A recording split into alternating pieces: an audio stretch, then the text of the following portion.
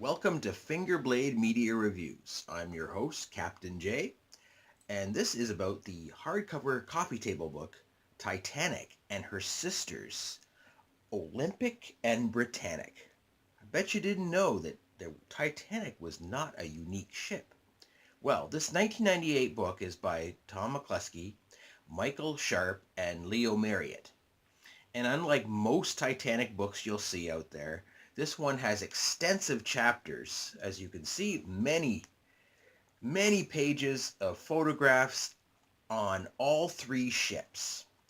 Well, there are other books out there that will show you other pictures of Olympic, but they mistakenly say it's Titanic, actually. But most pictures you will actually see are of the Olympic, because there was very few pictures taken of the Titanic when she was around, because at the time people don't realize that the Olympic was the flagship and Titanic was just an afterthought, a running mate.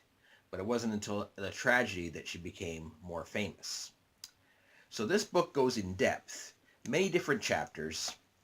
It starts out a brief history of the White Star Line, and goes into many different things and how they first started with the sailing ships and other items like that, different people involved. And then it goes into the ships. And it says there's chapters on Olympic and Titanic and how they were built. And then, of course, it has different chapters on all three ships.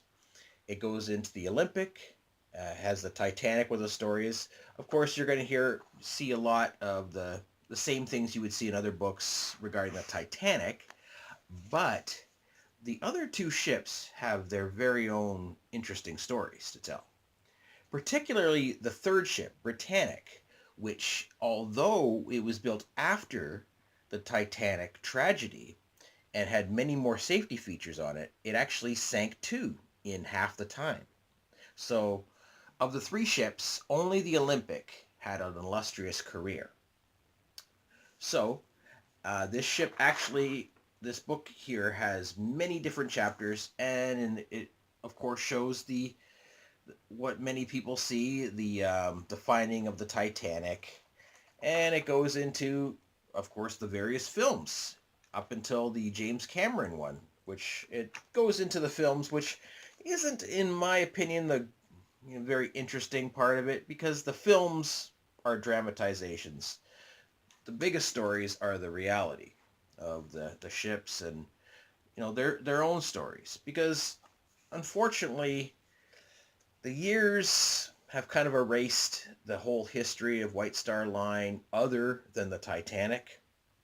Like even it's called the Titanic Pier, the whole museum, Titanic Museum, and it'll have things on it, but Titanic was an identical ship to a ship which preceded her, the Olympic.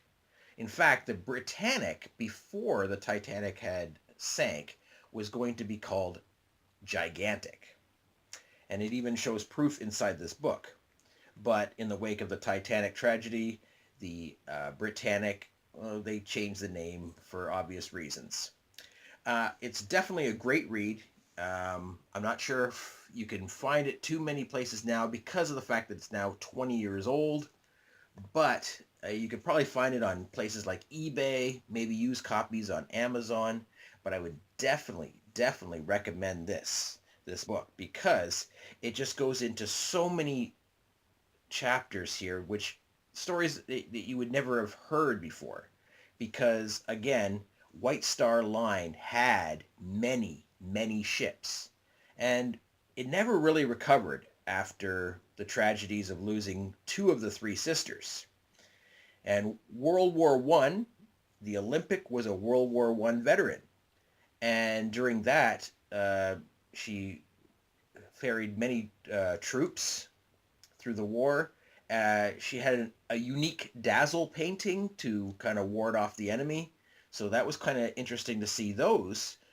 But again, those are unsung stories that you're not going to really hear about in movies or anywhere else like that, except for, if you find a big book like this.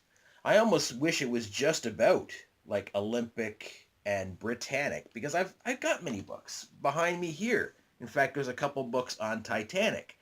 I got all those books, but I really want to know about the whole history of it. And this book was the first one I got that actually could tell the stories about these unsung hero ships. So I would definitely recommend checking it out. Titanic and her sisters, Olympic and Britannic, and definitely worth the read. Again, the only things I didn't like were the when it talked about the movies and that, and again, the same information you hear about Titanic all the time. There's a few other things that I learned in this book that I didn't have before, but again, I don't want to see all these James Cameron pictures. I want to see, you know, the real stories. And this certainly goes into that. So if you're going to pick up a book, make sure you get it on all the ships. So from Fingerblade Media Reviews, I'm Captain J saying good day.